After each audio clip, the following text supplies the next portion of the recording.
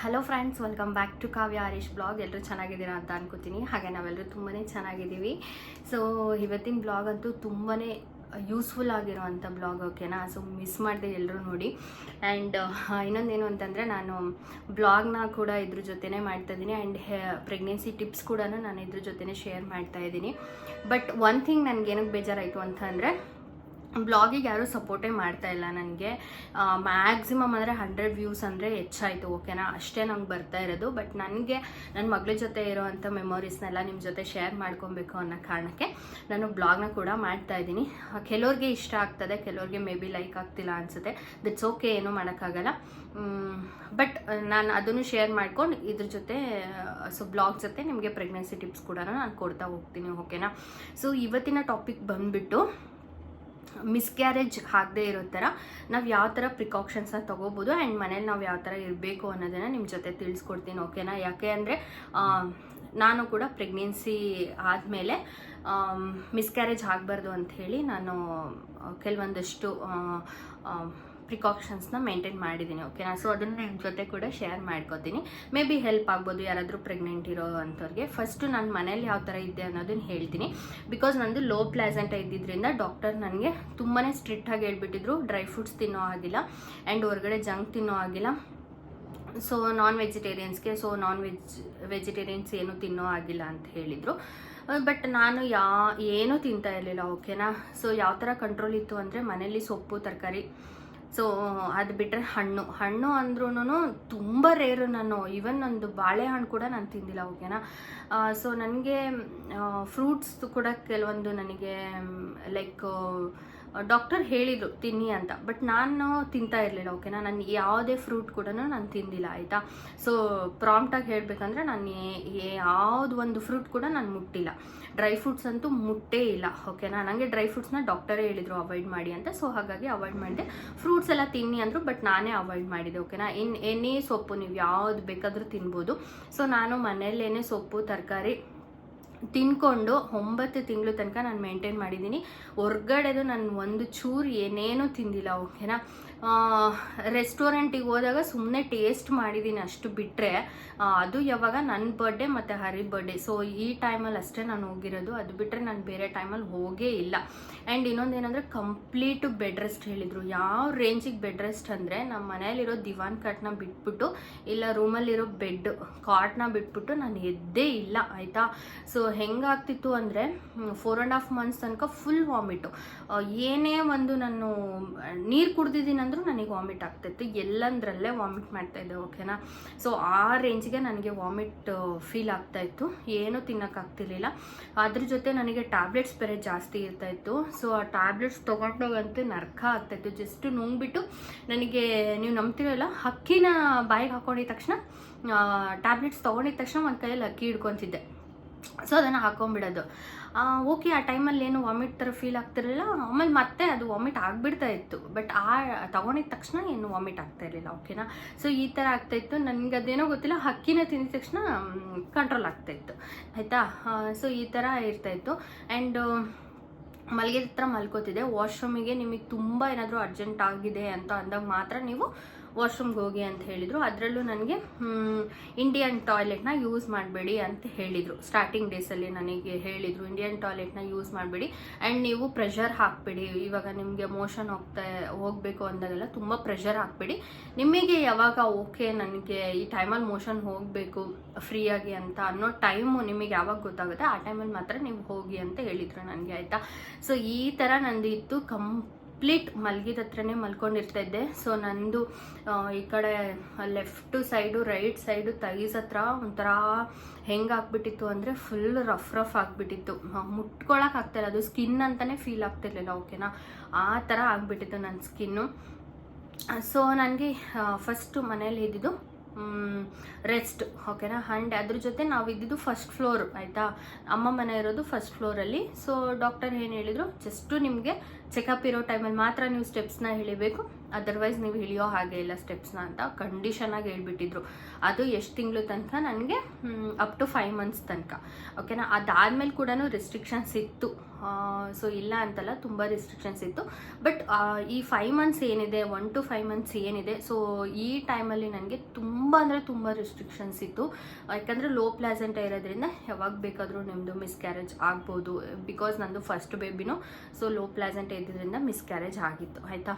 So ಹಾಗಾಗಿ travel ಎಲ್ಲ full avoid ಅಂದರೆ ನಾನು ಎಲ್ಲಂದರೆ ಎಲ್ಲೂ ಹೋಗಂಗಿಲ್ಲ. ಸ್ಟೆಪ್ಸ್ನ ಜಸ್ಟ್ ಹೇಳಿದ್ನಲ್ಲ, ಹಾಸ್ಪಿಟಲ್ಗೆ ಹೋಗೋದಕ್ಕೆ ಮತ್ತು ಮನೆಗೆ ಬರೋದಕ್ಕೆ ಅಷ್ಟೇ ನನಗೆ ಅವಕಾಶ ಇದ್ದಿದ್ದು. ಸೊ ಆ್ಯಂಡ್ ಬಂದಿದ ತಕ್ಷಣ ಮಲ್ಕೋಬೇಕು, ಫುಲ್ ಬೆಡ್ ರೆಸ್ಟು ಆಯಿತಾ. ಸೊ ಹೀಗಿದ್ದಾಗ ನನಗೆ 1-2 ಸಲ ಅಡ್ಮಿಟ್ ಕೂಡ ಆಗಿದೆ ನನಗೂ, ಬಿಕಾಸ್ ಬ್ರೌನ್ ಡಿಸ್ಚಾರ್ಜ್ ಆಗಿತ್ತು ನನಗೆ ಫಸ್ಟ್ ಬಂದ್ಬಿಟ್ಟು ನನಗೆ 3.5 ಮಂತ್ಸಲ್ಲೋ ಏನೋ ನನಗೆ ಬ್ರೌನ್ ಡಿಸ್ಚಾರ್ಜ್ ಆಗಿಬಿಟ್ಟಿತ್ತು. ಸೊ ಆ ಟೈಮಲ್ಲಿ ನಂಗೆ ಸಿಕ್ಕಾಪಟ್ಟೆ ಭಯ ಆಗೋಯ್ತು. ಸೊ ಆವಾಗ ಡಾಕ್ಟರ್ ಓಕೆ ಏನೂ ಆಗೋಲ್ಲ, ಒಂದಿನ ಅಡ್ಮಿಟ್ ಮಾಡ್ಕೋತೀನಿ ಅಂತ ಹೇಳ್ಬಿಟ್ಟು ಅಡ್ಮಿಟ್ ಮಾಡಿಕೊಂಡು ಅದಕ್ಕೇನು ಕೊಡಬೇಕೋ ಸೊ ಮೆಡಿಸಿನ್ಸ್ ಅದೆಲ್ಲ ನಾನು ಕೊಟ್ಟರು. ಅದಾದಮೇಲೆ ಸರಿ ಹೋಯ್ತು, ನನಗೇನು ಮತ್ತೆ ಮಿಸ್ಕ್ಯಾರೇಜ್ ಆ ಥರ ಏನೂ ಆಗಲಿಲ್ಲ. ಸೊ ಡಾಕ್ಟರ್ ಏನಿದ್ರು, ಫಸ್ಟೇ ನಿಮ್ಮದು ಮಿಸ್ಕ್ಯಾರೇಜ್ ಆಗಿದೆ, ಬಟ್ ನಾನು ಆಪ್ಷನಲ್ಲಿ ಕೊಡ್ತೀನಿ ಓಕೆನಾ, ನನ್ನ ಕಂಡೀಷನಾಗಿ ನೀವು ತೊಗೊಳ್ಳಿ ಅಂತ ನಾನು ಹೇಳಲ್ಲ ಅಂತ ಡಾಕ್ಟರ್ ಫಸ್ಟೇ ನನಗೆ ಹೇಳಿದರು. ಸೊ ಅವ್ರು ಏನು ಹೇಳಿದ್ರು, ಮಿಸ್ಕ್ಯಾರೇಜ್ ಆಗಬಾರ್ದು ಅಂದರೆ 3 ಇಂಜೆಕ್ಷನ್, 3 ಅಂದರೆ ಡೈಲಿ 1 ಇಂಜೆಕ್ಷನ್ ಇರುತ್ತೆ ಕಂಪಲ್ಸರಿ. ಡೈಲಿ ಬೆಳಗ್ಗೆ 8 ಗಂಟೆಗೆ 1 ಇಂಜೆಕ್ಷನ್ ಇರುತ್ತೆ. ಅದಾದಮೇಲೆ ವೀಕ್ಲಿ 2 ಇಂಜೆಕ್ಷನ್ಸ್ ಇರುತ್ತೆ. ಎವ್ರಿ ಡೇನೂ ತೊಗೊಬೇಕು, ಜೊತೆಲಿ ವೀಕ್ಲಿ 2 ಇಂಜೆಕ್ಷನ್ಸ್ ಇರುತ್ತೆ. ಅದು ಮಧ್ಯಾಹ್ನ ಅಥವಾ ಸಂಜೆ ಯಾವಾಗ ಬೇಕಾದರೂ ತೊಗೋಬೋದು ಅನಿಸುತ್ತೆ. ಆ್ಯಂಡ್ ಇನ್ನೊಂದು 15 days ಒನ್ಸ್ ಇಂಜೆಕ್ಷನ್ ಓಕೆನಾ. ಸೊ ಇಷ್ಟು ಫಸ್ಟು ಬಂದುಬಿಟ್ಟು ನನಗೆ ಡೈಲಿ ಕೊಡ್ತಿದ್ದಿದ್ದು ಇಂಜೆಕ್ಷನ್ ಏನು ಅಂದರೆ ಸೋಡಿಯಂ ಇಂಜೆಕ್ಷನ್ನು.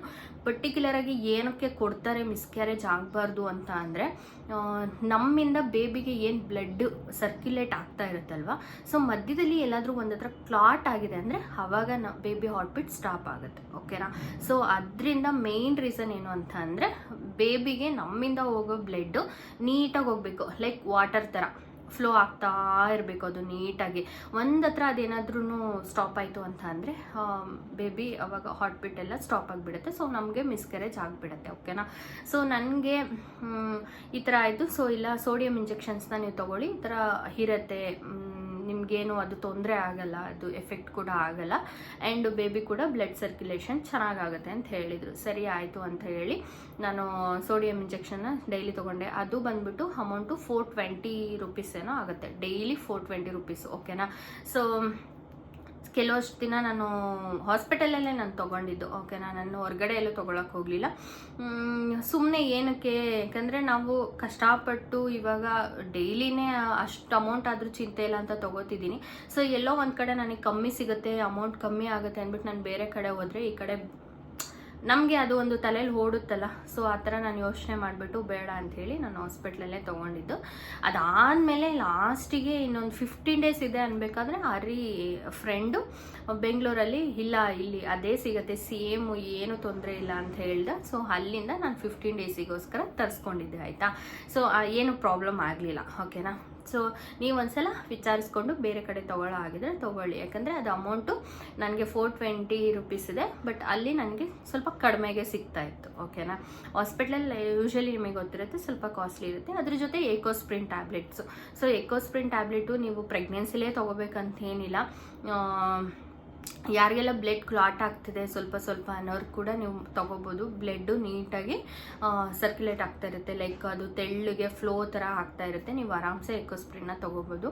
ಅದ್ರ ಜೊತೆ ನನಗೆ ವಾರದಲ್ಲಿ 2 ಇಂಜೆಕ್ಷನು, 15 ದಿನಕ್ಕೆ 1 ಇಂಜೆಕ್ಷನ್ ಹಾಕ್ತಾಯಿದ್ರು. ಸೊ ಇದು ಇಂಜೆಕ್ಷನ್ಸ್ ಎಲ್ಲ ಹೆಂಗೋ ತೊಗೋತೀನಿ. ಅದ್ರ ಜೊತೆ ನನಗೆ ಟ್ಯಾಬ್ಲೆಟ್ಸ್ ತುಂಬ ಇರ್ತಾಯಿತ್ತು, 10 to 12 ಟ್ಯಾಬ್ಲೆಟ್ಸ್ ಇರ್ತಾಯಿತ್ತು. ಸೊ ಅಪ್ ಟು ನನಗೆ 5 to 6 months ತನಕ ನನಗಿರ್ತಾಯಿತ್ತು ಟ್ಯಾಬ್ಲೆಟ್ಸು. ಅದಾದಮೇಲೆ ನಾರ್ಮಲ್ ಪ್ರೋಟೀನು, ಐರನ್ನು, ಸೊ ಇದಿರ್ತಾಯಿತ್ತು. ಸೊ ಇಷ್ಟು. ಆ್ಯಂಡ್ ಇದ್ರ ಜೊತೆ ನನಗೆ ಸಾರಿ ನೆನ್ಪು ಮಾಡ್ಕೋತೀನಿ, ಬಿಕಾಸ್ ಮಿಸ್ ಮಾಡಿದೆ ಎಲ್ಲನೂ ಹೇಳಬೇಕಲ್ಲ. ಸೊ ಹಾಗಾಗಿ ಆ್ಯಂಡ್ ಇದ್ರ ಜೊತೆ ನನಗೆ ಕರೆಕ್ಟು ನನಗೆ ಇನ್ಸೆಟ್ ಟ್ಯಾಬ್ಲೆಟ್ಸ್ನ ಕೊಟ್ಟಿದ್ರು ಓಕೆನಾ. ಇನ್ಸೆಟ್ ಟ್ಯಾಬ್ಲೆಟ್ ಏನು ಮಾಡಿದೆ ನಾನು 4 monthsಲ್ಲಿ ಸ್ಟಾಪ್ ಮಾಡಿಬಿಡಿ ಸಾಕು ಅಂತ ಹೇಳಿದರು ಡಾಕ್ಟರು. ಬಿಕಾಸ್ ಇನ್ಫೆಕ್ಷನ್ ಏನಾದರೂ ನಮಗೆ ವಜೈನಲ್ ಇನ್ಫೆಕ್ಷನ್ ಏನಾದರೂ ಆಗಿದ್ರೆ ಮಿಸ್ಕ್ಯಾರೇಜ್ ಆಗೋ ಚಾನ್ಸಸ್ ತುಂಬ ಇರುತ್ತೆ ಆಯಿತಾ. ಸೊ ನೀವು ಒಂಚೂರು ನಿಮಗೆ ಸ್ಮೆಲ್ ಬರ್ತಾಯಿದೆ ಅಥವಾ ಈಚಿಂಗ್ ಆಗ್ತಾಯಿದೆ, ನಿಮಗೇನೋ ಅನ್ಕಂಫರ್ಟ್ ಫೀಲ್ ಆಗ್ತಾಯಿದೆ ಅಂದರೆ ಪ್ರೆಗ್ನೆನ್ಸಿಲಿ ಮಿಸ್ ಮಾಡದೆ ನೀವು ಡಾಕ್ಟರ್ನ ಕನ್ಸಲ್ಟ್ ಮಾಡಿ. ಯಾಕಂದರೆ ಸ್ವಲ್ಪ ಇನ್ಫೆಕ್ಷನ್ ಆಗಿದೆ ಅಂತ ಅಂದ್ರೂ ನಿಮಗೆ ಬೇಬಿ ಮಿಸ್ಕ್ಯಾರೇಜ್ ಆಗೋ ಚಾನ್ಸಸ್ ಇರುತ್ತೆ ಓಕೆನಾ. ನನಗೆ ತುಂಬ ಇನ್ಫೆಕ್ಷನ್ ಆಗಿಬಿಟ್ಟಿತ್ತು ಓಕೆನಾ. ಯೂರಿನ್ ಎಲ್ಲ ಎಲ್ಲೋ ಇತ್ತು ಮತ್ತು ಮತ್ತು ನನಗೆ ಒಜೆನಲ್ ಇನ್ಫೆಕ್ಷನ್ ಕೂಡ ಜಾಸ್ತಿ ಇತ್ತು. ಸೊ ಹಾಗಾಗಿ ನನಗೆ ಇನ್ಸೆಟ್ ಟ್ಯಾಬ್ಲೆಟ್ನ ಕೊಟ್ಟಿದ್ದರು. ಡಾಕ್ಟರ್ ಹೇಳಿದ್ರು ಓಕೆ ಫೈನ್ ಸಾಕು 4 ಮಂತ್ಸ್ ತನಕ ಸ್ಟಾಪ್ ಮಾಡಿಬಿಡೋಣ ಅಂತ ಹೇಳಿ ನಿಲ್ಲಿಸಿದ್ರು. ಸೊ ಅದಾದಮೇಲೆ ನನಗೆ ಮತ್ತೆ ಬ್ರೌನ್ ಡಿಸ್ಚಾರ್ಜ್ ಕಾಣಿಸ್ಕೊಳ್ಳೋಕೆ ಸ್ಟಾರ್ಟ್ ಆಯಿತು. ಸೊ ಡಾಕ್ಟರು ಇಟ್ಸ್ ಓಕೆ, ಇದು ಯಾಕೋ ನಿಮಗೆ ಸೇಫ್ ಅಂತ ಅನ್ನಿಸ್ತಿದೆ, ಸೊ ನೀವು ಇನ್ಸೆಟ್ ಟ್ಯಾಬ್ಲೆಟ್ನ ಇನ್ನೊಂದು 1 ಮಂತ್ ಅಂದರೆ 5.5 ಆ ಮಂತ್ ತನಕ ಕಂಟಿನ್ಯೂ ಮಾಡಿ ನೀವು ಅಂತ ಹೇಳಿದ್ರು. ಓಕೆ ಆಯಿತು ಅಂತ ಹೇಳ್ಬಿಟ್ಟು ನಾನು 5-5.5 ತಿಂಗಳು ತನಕ ಇನ್ಸೆಟ್ ಟ್ಯಾಬ್ಲೆಟ್ನ ಕಂಟಿನ್ಯೂ ಮಾಡಿದೆ. ಬಿಕಾಸ್ ನಾನು ತುಂಬಾ ಇನ್ಫೆಕ್ಷನ್ ಇತ್ತು, ಹಾಗಾಗಿ ನಾನು ಕಂಟಿನ್ಯೂ ಮಾಡಿದೆ. ಮೇನ್ ಏನು ಗೊತ್ತಾ, ಮಿಸ್ಕ್ಯಾರೇಜ್ ಆಗಬಾರ್ದು ಅಂದರೆ ಒಂದು ಸೋಡಿಯಂ ಇಂಜೆಕ್ಷನು, ಇನ್ಸೆಟ್ ಟ್ಯಾಬ್ಲೆಟ್, ಇವೆರಡು ತುಂಬಾ ಇಂಪಾರ್ಟೆಂಟ್ ಆಗ್ತವೆ. ಸೊ ನೀವು ಮಿಸ್ ಮಾಡ್ದೇ ನಿಮ್ಮ ಡಾಕ್ಟರ್ನ ಕನ್ಸಲ್ಟ್ ಮಾಡಿ ನೀವು ಲೈಕ್ ಎಲ್ಲರೂ ತೊಗೊಳ್ಳಲ್ಲ, ಇಲ್ಲ ನಮಗೆ ಮಿಸ್ಕ್ಯಾರೇಜ್ ಆಗಲೇಬಾರ್ದು, ನಮಗೆ ಬೇಬಿ ಬೇಕೇ ಬೇಕು ಅನ್ನೋರು ನೀವು ತೊಗೋಬೋದು. ಆ್ಯಂಡ್ ಇದೇನು ಟೆಸ್ಟ್ ಟ್ಯೂಬ್ ಬೇಬಿ ಅಲ್ಲ, ಏನೂ ಅಲ್ಲ, ನ್ಯಾಚುರಲ್ ಬೇಬಿ ಆಗಿರೋದು. ನ್ಯಾಚುರಲ್ ಬೇಬಿನ ನಾವು ಮಿಸ್ಕ್ಯಾರೇಜ್ ಆಗಬಾರ್ದು ಅಂತ ಹೇಳಿ ತಡೆಯೋದಕ್ಕೋಸ್ಕರ ತೊಗೊಂಡಿದ್ದು. ಸೊ ಎಲ್ಲರೂ ಅನ್ಕೊಂಬಿಟ್ಟಿದ್ದಾರೆ ಅಂದರೆ like test tube baby. So ನನಗೆ ಇಂಜೆಕ್ಷನ್ಸ್ ಹಾಕೋದಕ್ಕೆ ಹಾಸ್ಪಿಟಲಿಂದ ನರ್ಸ್ನ ಕಳಿಸ್ತಾ ಇದ್ರು. ಸೊ ಎಲ್ಲರೂ ಅನ್ಕೊಂಬಿಟ್ಟಿದ್ದಾರೆ, ಓ ಇವಳು IVF ಮಾಡಿಸ್ಕೊಂಬಿಟ್ಟಿದ್ದಾಳೆ ಅಂತ. ಅಯ್ಯೋ ಏನು ಬೇಕಾದರೂ ಅಂದ್ಕೊಳ್ಳಿ, ಇವಾಗ ನನಗೆ ನನ್ನ ಗಂಡಂಗೆ ಗೊತ್ತು ಅದು IVF ಅಥವಾ ನ್ಯಾಚುರಲ್ ಬೇಬಿನ ಅಂತ ಹೇಳಿ. ಸೊ ಹಾಗಾಗಿ ನಾನೇನು ತಲೆ ಕೆಡಿಸ್ಕೊಳ್ಳೋಕೆ ಹೋಗಿಲ್ಲ, ಯಾರು ಏನು ಬೇಕಾದರೂ ಅಂದ್ಕೊಳ್ಳಿ. ಬಿಕಾಸ್ ಮದುವೆ ಆಗಿ 2 ವರ್ಷಕ್ಕೇ ಇನ್ಯಾರು IVFಗೆ ಹೋಗ್ತಾರೆ, ನೀವೇ ಯೋಚನೆ ಮಾಡಿ. ಏನೋ ಒಂದು 5 ವರ್ಷ 10 ವರ್ಷ ಆಗಿದೆ ಅಂದರೆ IVFಗೆ ಹೋಗ್ತಾರೆ, ಆಗ್ತಿಲ್ಲ ಅಂದರೆ. ಬಟ್ ನಾನು ಮದುವೆ 2 ವರ್ಷಕ್ಕೆ IVFಗೆ ಏನಕ್ಕೆ ಹೋಗೋಣ ನಾನು, ಓಕೆನಾ. ಸೊ ಈ ಥರ ಎಲ್ಲನೂ ಫೇಸ್ ಮಾಡಿದ್ದೀನಿ ತುಂಬ ಇಂಜೆಕ್ಷನ್ಸ್ನೆಲ್ಲ ತೊಗೊಬೇಕಾದ್ರೆ. ಸೊ ಇಷ್ಟು ಮಿಸ್ಕ್ಯಾರೇಜ್ ಆಗಬಾರ್ದು ಅಂತ ಹೇಳಿ ತೊಗೊಂಡಿದ್ದು. ಆ್ಯಂಡ್ ಮನೇಲಿ ನನಗೆ ಸ್ವಲ್ಪ ಫುಡ್ ಹೇಳಿದ್ನಲ್ಲ ನಿಮಗೆ, ಸೊ ಆ ಥರದ್ದೆಲ್ಲ ನಾನು ಕಂಟ್ರೋಲ್ ಮಾಡಿ ಆ್ಯಂಡ್ ತುಂಬ ಬೆಡ್ ರೆಸ್ಟ್ ಮಾಡಿ ನಂದು ಪ್ಲಾಸೆಂಟಾ ಆವಾಗ ಏನಾಯಿತು ಸ್ವಲ್ಪ ಮೇಲ್ ಬರೋಕ್ಕೆ ಸ್ಟಾರ್ಟ್ ಆಯಿತು, ಓಕೆನಾ. ಆವಾಗ ನನಗೆ ಸ್ವಲ್ಪ ಓಡಾಡೋದಕ್ಕೆ ಹೇಳಿದರು, ಒಂದು 5 ನಿಮಿಷ ವಾಕ್ ಮಾಡಿ ಅಂತ ಹೇಳಿದರು. ಅದು ಯಾವಾಗ 5 ತಿಂಗಳು ಕಳೆದ ಮೇಲೆ 5 ನಿಮಿಷ ವಾಕ್ ಮಾಡಿ ಅಂತ ಹೇಳಿದರು. ಸೊ ಇಷ್ಟೇ ನನಗೆ ಆಪ್ಷನ್ ಇದ್ದಿದ್ದು. ಅದಾದಮೇಲೆ ಮತ್ತೆ ಒಂಚೂರು ಜರ್ನಿ ಲೈಕ್ ಸಿಟಿ ಒಳಗಡೆನೆ ಓಡಾಡೋ ಥರ ಇತ್ತು. ಸೊ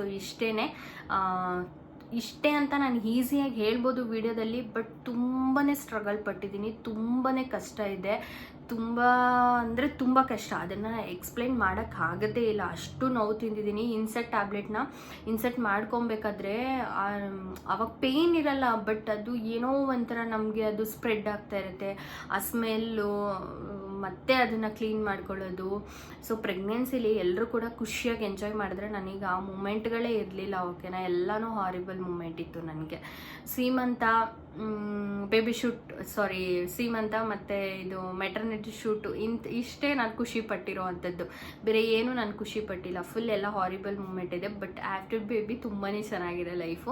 ಸೊ ಅಷ್ಟು ಕಷ್ಟಪಟ್ಟಿದ್ದಕ್ಕೂ ಹೆಲ್ತಿಯಾಗಿರೋ ಬೇಬಿನೇ ಆಗಿದೆ. ಆ್ಯಂಡ್ ನಾನು ಇನ್ನೊಂದು ವಿಡಿಯೋ ನಿಮಗೆ ಆಫ್ಟರ್ ಡೆಲಿವರಿ ಅಂದರೆ ಡೆಲಿವರಿಗೆ ಹೋದಾಗ ಅದ್ರ ಒಳಗಡೆ ಏನು ಎಕ್ಸ್ಪೀರಿಯನ್ಸ್ ಆಯಿತು ಆಪ್ರೇಷನ್ನಲ್ಲಿ, ಆ್ಯಂಡ್ ಅದಾದಮೇಲೆ ಏನು ಎಕ್ಸ್ಪೀರಿಯನ್ಸ್ ಆಯಿತು ಅನ್ನೋದನ್ನು ನಿಮ್ಮ ಜೊತೆ ಶೇರ್ ಮಾಡ್ಕೋತೀನಿ. ಸೊ ಮಿಸ್ ಮಾಡಿದೆ ವಿಡಿಯೋನ ನೋಡಿ ಡೆಲಿವರಿ ಎಕ್ಸ್ಪೀರಿಯನ್ಸ್ ಕೂಡ ನಿಮ್ಮ ಜೊತೆ ಶೇರ್ ಮಾಡ್ಕೋತೀನಿ, ಯಾವ ಥರ ಇತ್ತು ನನ್ನ ಒಂದು ಎಕ್ಸ್ಪೀರಿಯನ್ಸ್ ಅಂತ ಹೇಳಿ, ಓಕೆನಾ. ಇವತ್ತಿನ ವಿಡಿಯೋ ಇಷ್ಟೇ ಫ್ರೆಂಡ್ಸ್, ನಿಮ್ಮೆಲ್ರಿಗೂ ಇಷ್ಟ ಆಗಿರೋದು ಅಂತ ಭಾವಿಸ್ತೀನಿ, ಯೂಸ್ ಆಗಿದೆ ಅಂತ ಅನ್ಕೋತೀನಿ. ಯೂಸ್ ಆದರೆ ಪ್ಲೀಸ್ ದಯವಿಟ್ಟು ಲೈಕ್, ಶೇರ್ ಆ್ಯಂಡ್ ಕಮೆಂಟ್. ಇನ್ನೂ ಯಾರಾದರೂ ನನ್ನ ಚಾನಲ್ನ ಸಬ್ಸ್ಕ್ರೈಬ್ ಆಗಿದೆ ಅಂದರೆ ಪ್ಲೀಸ್ ದಯವಿಟ್ಟು ಸಬ್ಸ್ಕ್ರೈಬ್ ಮಾಡ್ಕೊಳ್ಳಿ, ಓಕೆನಾ. Thank you so much, thank you for watching, bye, take care.